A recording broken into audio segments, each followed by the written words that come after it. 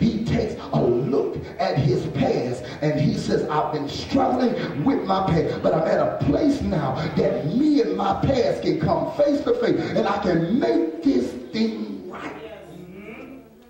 There's something in him that want to do right, but there's something in him that's struggling to stay the way he is.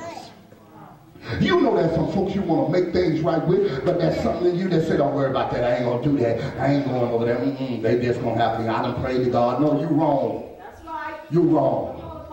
Because you're never going to fulfill your destiny until you go back and deal with some of that stuff in your past that you messed up. You can't go any further. God said, no, that's why you at the brook. You can't cross over yet, joker. You got to stay right here. And you got to send everything else, take everything and give it away. And he said, right here, I want you by yourself because I need to deal with you. I will not stop dealing with you until you face up.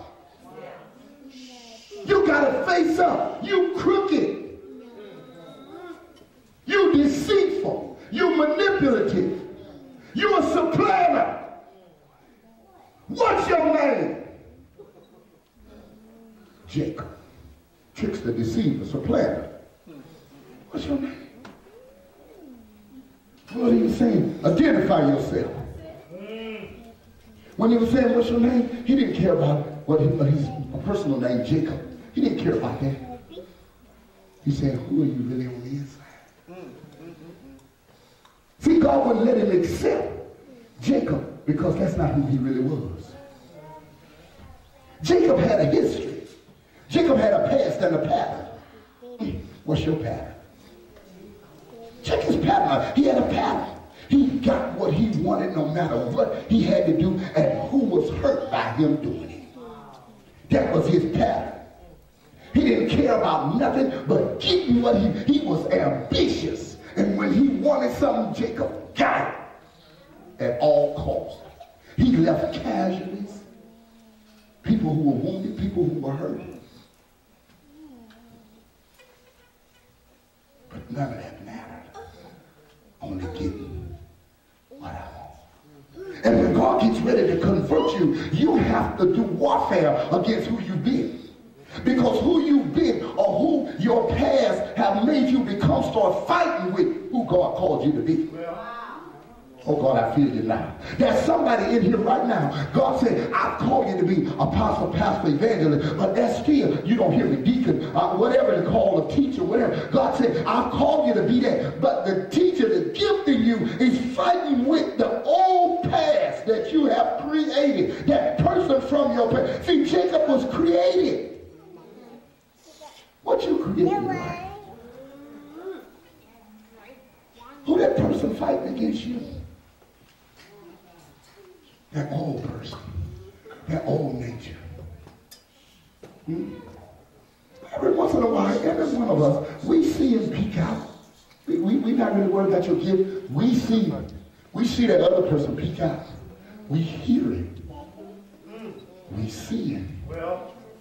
He peeks out every once in a while. And he's the one fighting you over your destiny. The struggle is not with the people of God. The struggle is not with God. The struggle ain't even with the devil. The struggle is what your past have produced in you. And if I'm going to be anything, I got to do something with my past. Look at somebody and say, my past is getting in my path. God said you right there, but you still got, you ever wonder why your anointing come and go? Because you don't have the level of anointing yet to defeat that person that you created in your past. Every once in a while you could be doing good, you could be doing great, but that person in your past, he gets stronger. And he comes and taps you on the shoulder. And he calls you to manifest it. I mean, you just got to having an awesome prayer last night, talking in tongues and talking about how good things are, and all of a sudden, oops, there he is. Oops, there she is. What brought that on? I struggled in I battled in my mind. What causes? What produces? What I thought I'd deal with him. I thought he was big. But every time I lean to my flesh, I give him the power to be resurrected. I'm finna show you something that preachers can't teach you. I say, God, how can I resurrect my old self? How? He's dead. God began to deal with me. He said the same power that raised Jesus from the dead, it dwells in you. And at any given time, you can resurrect even that you thought was dead. It don't go nowhere. It's there, the same, not a different. So as of tonight, now you got a revelation. You know why you quicken or you empower your old you. Because the power is in you. When you open up your mouth, you can kill or release life. Whatever you use this thing to do, you can kill my future with your mouth. When you discredit me, when you tear me down, when you speak evil of me, and you make me feel bad, you kill me.